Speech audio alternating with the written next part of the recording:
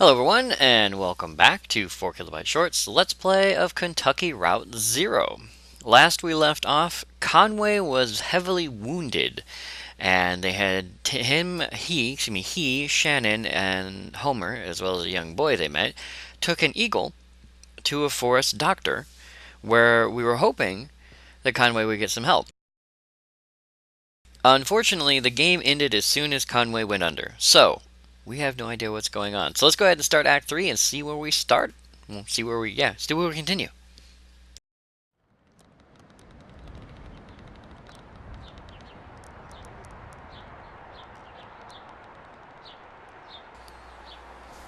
Stark contrast from where we left. Although we did leave in a kitchen. Conway! He's alive! But who's the young lady?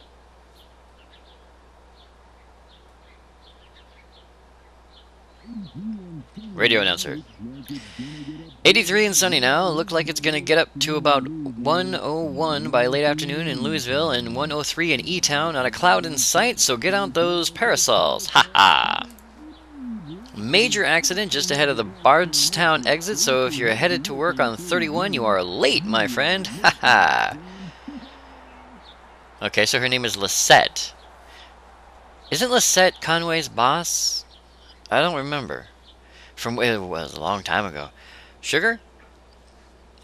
Just a little. I forgot how you take your coffee. I'm tired. I heard you yelling. Bad dreams? We were up on the roof, Ira and I and Charlie, eating a light supper. I was drinking sweet tea. Charlie was reading. We were surrounded by other houses. Closely packed. Huge sidewalks. It must have been a... what's the word? A city? That's it, I'm sure. Below us, a group of people were gathered, standing quietly. A man was reading from a book. I asked Ira about the weather. Would it rain on Tuesday, or when would the sun set? Something like that. He wouldn't answer me. Charlie stood up, and Ira told him to watch his step, and then I remember. I woke up before I could stop him. Charlie was alone on that roof. I guess he was. He was so bright. His teacher said... what was the word? Imaginative. That's it. How could I forget? It wasn't his fault. It wasn't anyone's fault, Conway. That's what we mean when we say it's... an accident? Sure. Well, we have a mail order delivery today. Might be a long drive. I hope the truck can hold up. The truck will outlive us all. I hope you're right. I'm glad you'll keep it. Ira would have wanted you to have it. It's been running since Charlie was born. Ira took me to the hospital in that truck. So did you, once. When you fainted. My hero. So, long drive? They said they couldn't come in person. Maybe just a shut-in. I don't recognize the address. The order is all. I'm sure we can fill it. Guess that'll be the last. I guess it will be. The last act of Lisette's Antiques. The... oh, what's the word? Finale. Maybe. No, that's not the word. I just need to think about it. Think a bit. More coffee or something? Or... I've had too much. It's getting harder. Yes, it is. What are those boxes you set in the hallway? Those are Charlie's old books. Oh. I thought we could look at... I'm assuming it's look at them together. That sounds nice. Cora should be here soon. Will you wait with me? Sure, Liz, I'll wait with you. There's your traffic and weather on the 5s. That's every 10 minutes, brought to you by the Consolidated Power Company. Stick around for Old Kentucky Home with Kate, helping you turn your humble home into a mansion after this. So I think this is a conversation that Conway had with who I assume to be his wife prior to the final delivery that started the first chapter of Kentucky Route Zero. Okay, here we go. He must be coming out of it now. Ooh. Conway, your leg, buddy. Okay, so there's the kid, and there's Shannon and Homer and the doctor. Okay, so, yeah, we're back. We're coming back. Okay, welcome back, Conway. You're alive, buddy.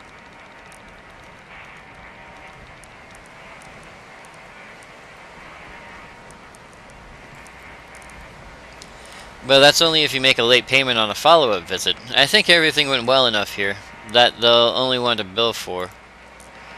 Oh, he's awake. How do you feel, old man? All fixed up? Truman says you might be a bit misty coming out of it, so... What time is it? It's been about 2 hours. What have you been doing? We watched TV for a while. Then Dr. Truman showed me some of the terms of this bill. It's kind of... You'll want to look it over yourself, I think. How about that leg? How's your leg feeling? Yeah, that's the important part. Conway shifts his leg a bit in the chair, testing it. Well? Let's see. It was the heat, the shingles were cracked in the sun, and one of them slipped under his feet. Okay, that's about his... I'm assuming that it was his son. Charlie was his son, and he fell off the roof. This isn't my leg. Not your... Of course it's your leg. It doesn't feel like it belongs to me anymore. I haven't encountered this reaction before, but it's not totally unheard of. I read a paper about something like this last year. It can happen for a lot of reasons. Neurological, psychological, social. I'm sure it won't persist in your case. Your thoughts and feelings are probably still a little nebulous from the neurohypnol, TM. That's totally normal. It'll pass. I wouldn't recommend driving at least for another hour or two regardless. Thank you, Doctor. Sure, it's... Let's talk about a few things you should be aware of. Recovery, rehabilitation, and side effects.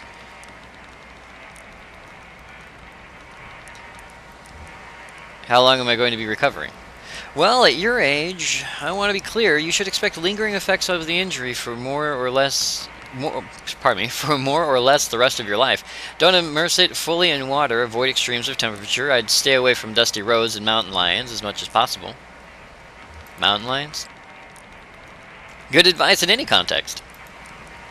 Best thing you can do is keep it clean and free of debris. What do I clean it with? Only clean your leg with a soft cloth, moistened with water or isopropyl alcohol. You'll definitely want to avoid abrasive agents like detergents or other solvents. So do you have any questions? Anything about the bill that didn't make sense? I don't mean to rush you, but I have an early fishing trip. Tell them about the payment plan in the bill? What are you fishing for? Just out on the lake. Stripers, maybe. Gotta keep those wrists and elbows limber, you know? Oh, one more thing. Don't be alarmed if you experience any side effects of the neurohypnol TM.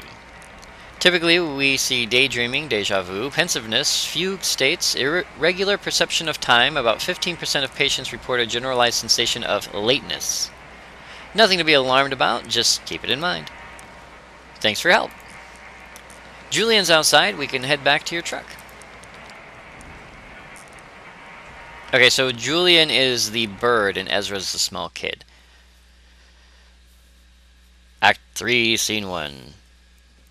Museum of Dwellings. Oh, so we're returning to the museum, okay.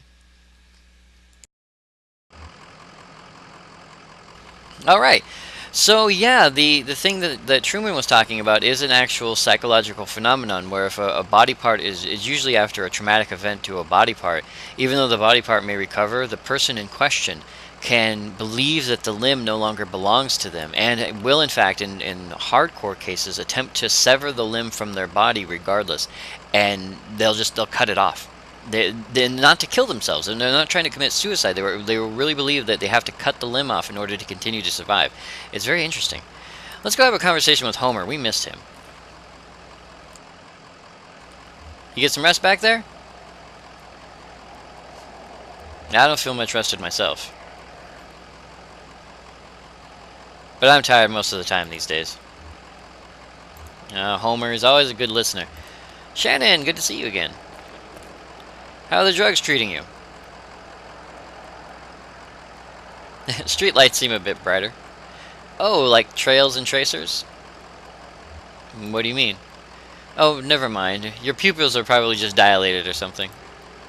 My dad got a hold of these eye drops once. They stimulate the muscles in your eyeball and dilate the pupils. I guess they have some medical use, but one of the other miners said they'd help him see in the dark. But then he had to wear sunglasses all day. The drops lasted too long.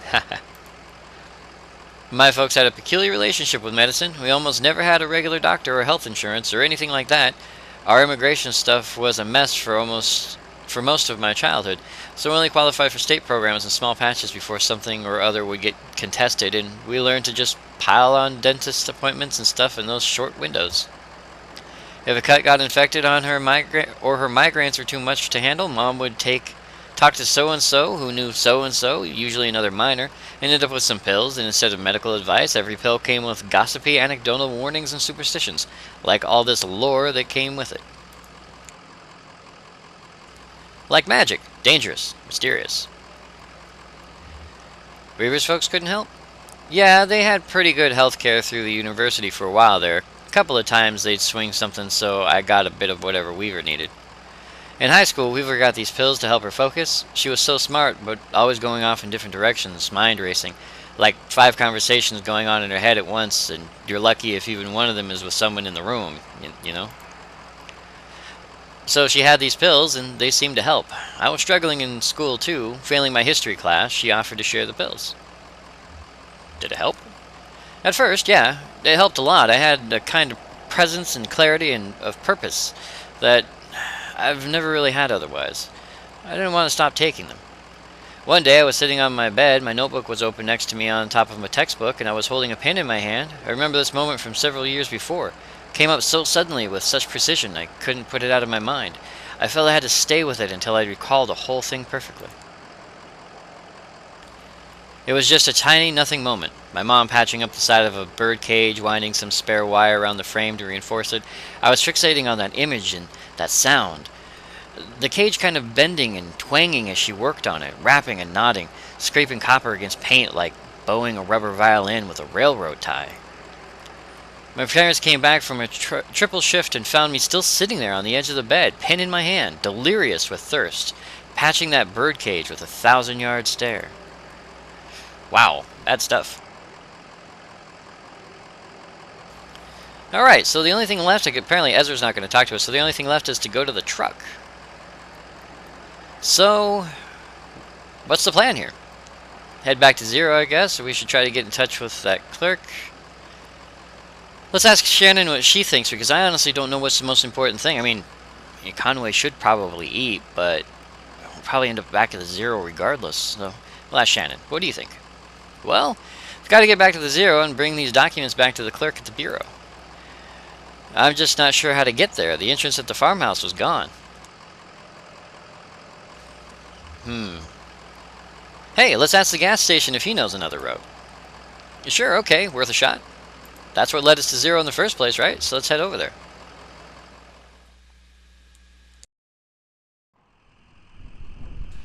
Hey! We got our Eagle back. Alright, so the gas station would be located on the highway. That's in this direction, and I think it's down... It was north of the river, wasn't it?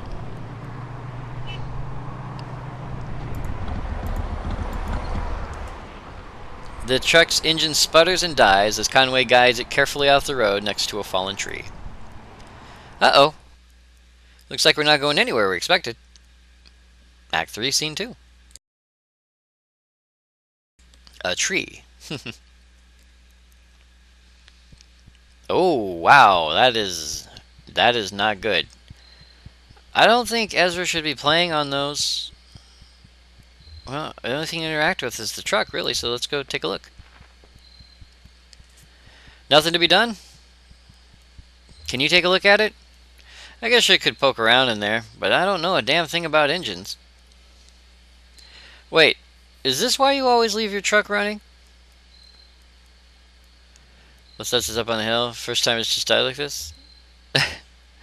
Just superstitious. Right. Any other quirks I should know about? Seatbelts. I guess there's always two sides. Anyway, do you know this area? Anyone around here that could give us a hand? Looks like a road crew's been out here. Hey, we could call someone. Do you know a good towing company?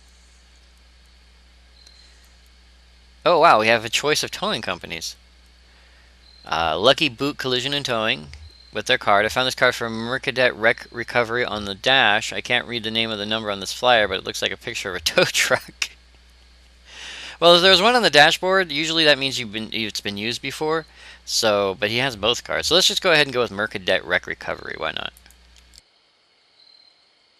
Mercadet? Alright, I'll give them a call. I hope I can get a signal out here. Alright, let's ring ring. Shannon speaks into a large brick cell phone held up to her ear. Hi, hello. We've got an old, I want to say diesel? Old truck just stalled out. Inaudible, irritable, inaudible, sleepy, inaudible, confused. How about sleepy since it's so late at night? Did I wake you? Your card says open 23 hours a day. Inaudible accusatory, inaudible inquisitive, inaudible suspicious. Oh, we'll have an inquisitive. Yeah, that's why I'm calling. Exactly, that's all.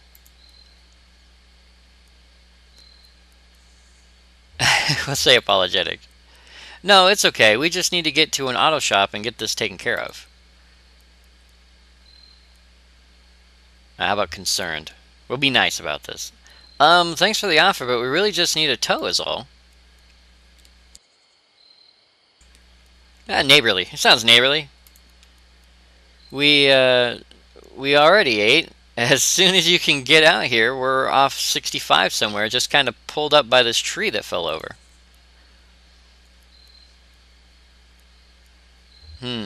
Specific. That's actually a pretty accurate description of it, yeah. Hanging over the power lines just like that. Did you see it go down? Dismissive. I guess it doesn't matter. Well, thanks again. We'll see you soon then. How long do you think you'll be?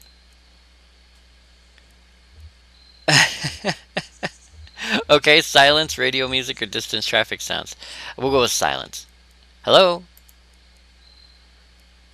Alright, well, we're going to go talk to Ezra before we do much else. Are you bored? Are you? Yeah, most of the time. Let's play a game.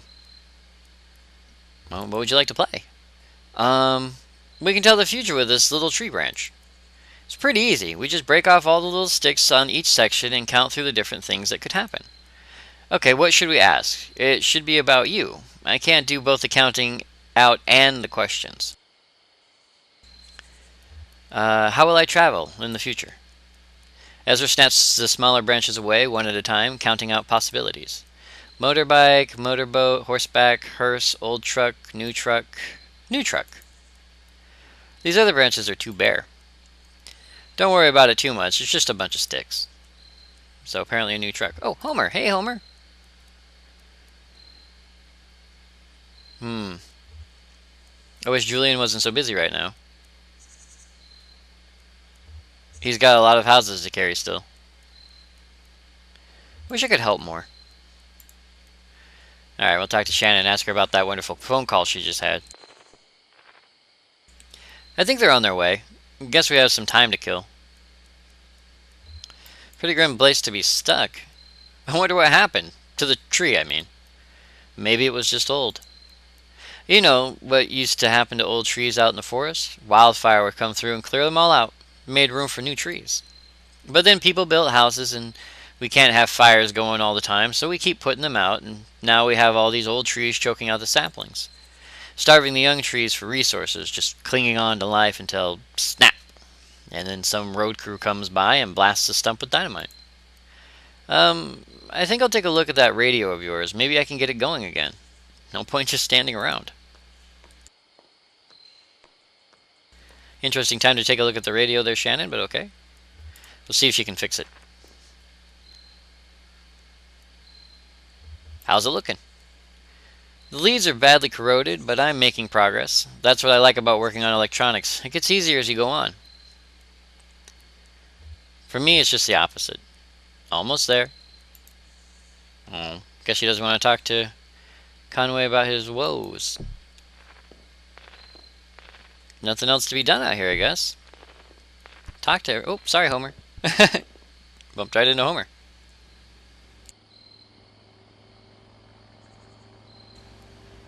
I hear the sound of a distant engine. Oh, hello. Trees.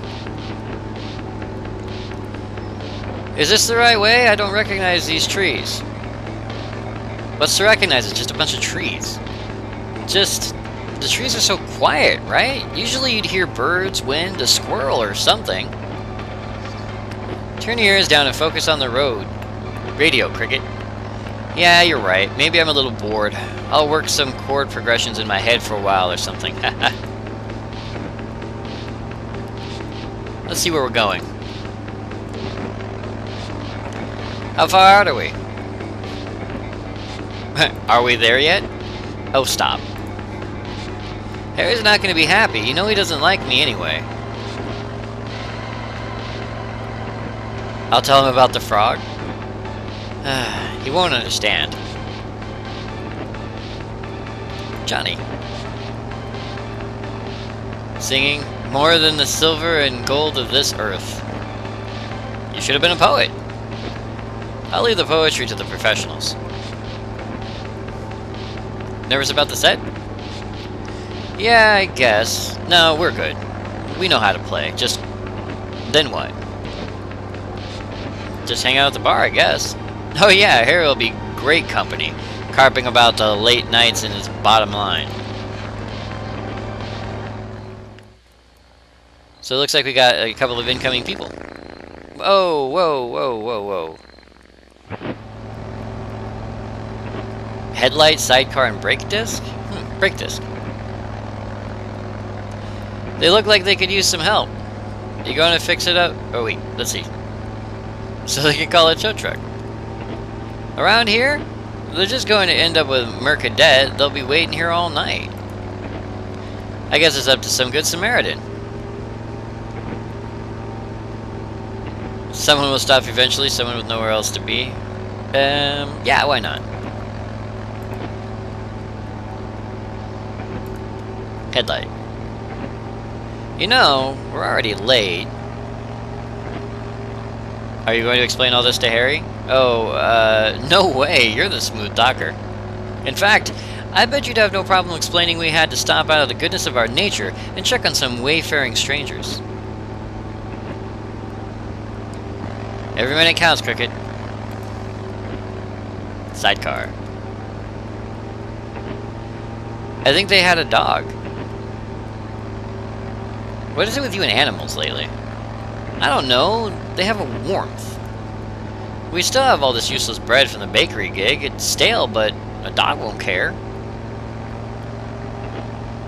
Just throw that stuff out. We have somewhere to be.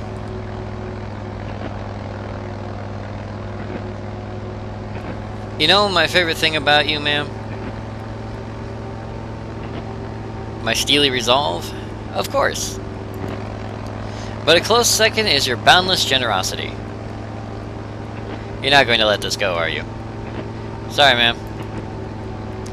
Just, maybe if they're not busy, they can fill some seats at the gig. You know, if no one's there, Harry will try to bilk us on our fee. Oh, okay, so they may turn around and come back, despite our attempts to not let them. Was that him? That was a motorcycle. Mercadet has a big truck. Yeah, they're too fast for a truck. I bet they're getting chased by something. Maybe that's somewhere important to be. Definitely getting chased by something. Oh, well, apparently Ezra knows the way it is.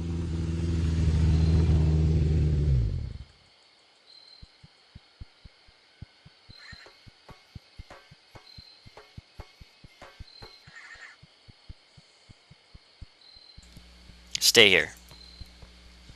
Careful. He's wicked with strangers. Ha, you. Who's chasing you? Hear that, Cricket? We're being pursued. I knew it. Who's after us? That's a good question. These folks seem to have a certain handle on the situation. So... dinosaurs.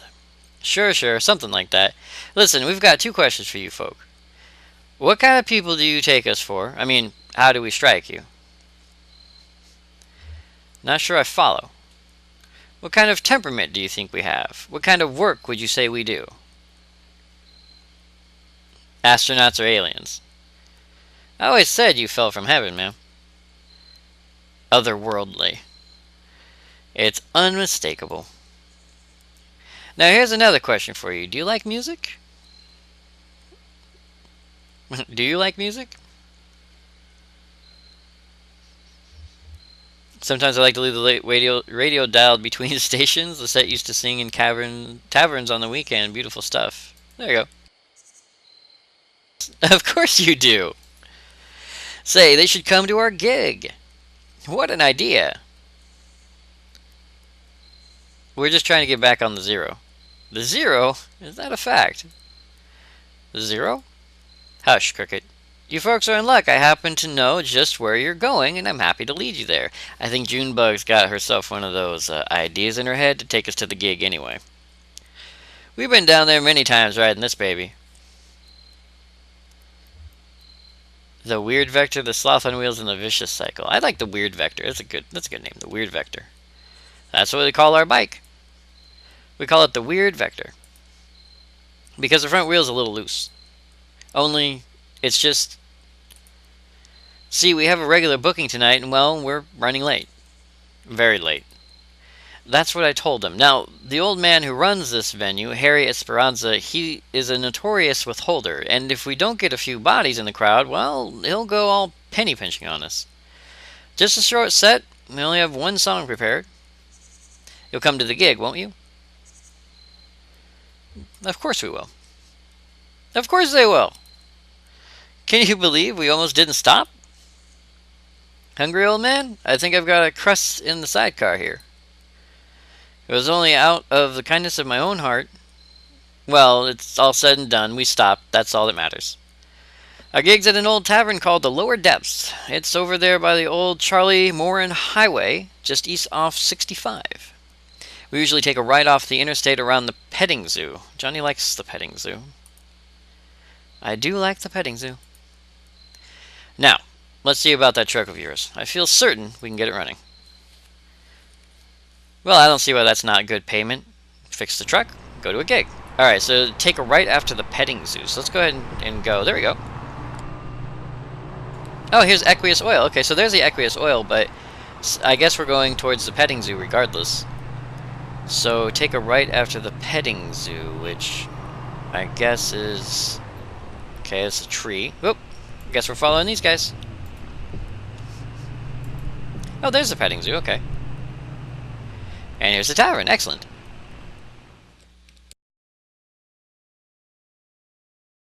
Act 3, Scene 3. The Lower Depths.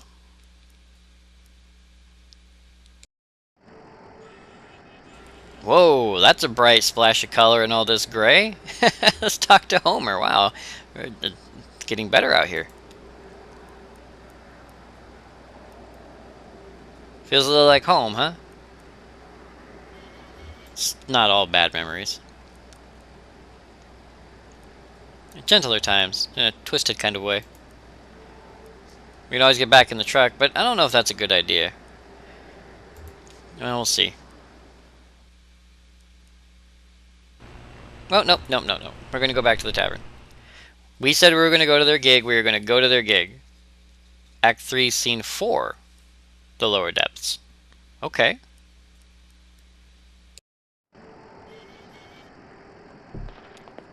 Ah, here we go. Bar door and dumpster. The trash bin is filled, several pairs of working shoes, a few hats, and a small Ziploc bag with 3 pairs of eyeglasses. An odd combination of items there. Bar door. Kind of late, are you sure they're open? Sure they're open. This is one of those places. One of those places. Yeah, let's head on in. We are not saints, but we've kept our appointment. How many people can boast as much? That's lovely, ma'am. Who said it? A poet.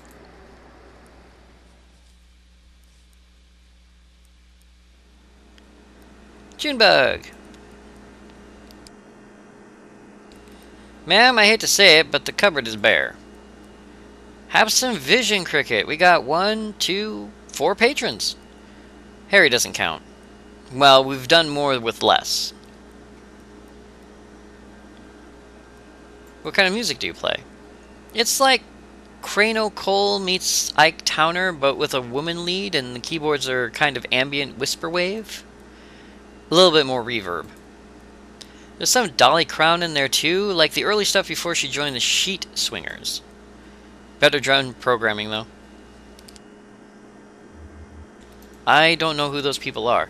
Well, you'll hear it in a minute. Really worried about Conway's leg. At least it hasn't gotten any worse. I mean, it's interesting, but I hope it doesn't get any worse. Sandwich.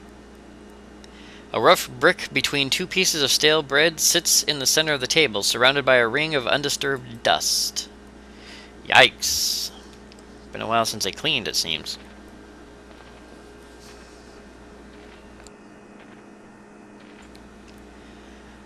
All I'm pouring tonight is Hard Times whiskey.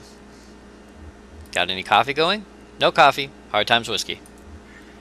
Yelling towards exit. Say, shut the GD door, would you? I can't afford to run the AC all night. Sorry, Harry. Oh, it's you two. Where have you been? Never mind. Listen, I can't keep this place open through the small hours of the night just waiting for musicians. Where is everyone? Everybody had to clear out. Well, let's get set up, huh? There's nobody here to listen to it. I can't pay for... We brought some people, Harry. A crowd is forming. Yeah, but also Wait. Don't you trust me, Harry? Well, sure, I trust you, Junebug. But Okay. Hey, Ezra, what's going on? Ezra flips eagerly through the jukebox catalog of songs. What do you think? I don't know how to play this game. Alright, we'll see what the band has to offer. I'm really super excited about the music they have in this act. I really am. Act. How's it looking out there? How are y'all feeling tonight? Can we get a bit more reverb in the monitors? Harry adjusts the soundboard behind the bar. How's that? Test 1 1 1 3 50 lamentation. Sounds good. How's everybody doing? Anybody had a real bad night? How about you, old man? Not too bad. Well, we'll take care of that right now. This is a song I heard in a tavern many years ago at an open mic night. Me and Johnny were out just riding around, you know. You like to drive around, old man. That's my job. Of course you do. So we were out riding around and we passed this gaudy old tavern. I mean, it was a real dive. Busted up facade, weeds in the parking lot, taps all dry, bats in the bar room, and run by this creaky bag of bones. Looked like the only thing keeping him awake was his fear of death. So glad to be back here at the lower depths. Hey now. So we stopped for an early drink, and there was a lady singing right here on stage, and the song she sang, well, it stuck with us, and now it's a regular part of our repertoire. Never got that lady's name, but she seemed like a sweet gal, and she had a voice like Scotch whiskey, and we just hope we do her song justice. So here it is, Too Late to Love You.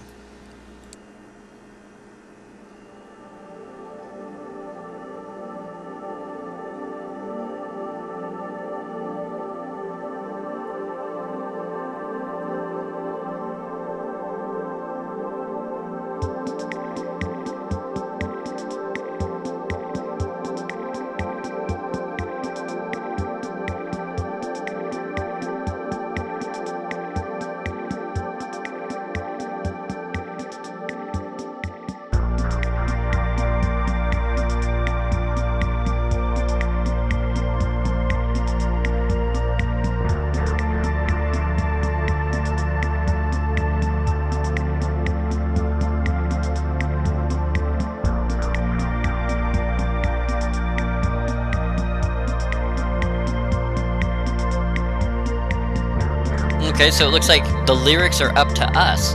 Now, I'm not going to sing them out. I would rather not.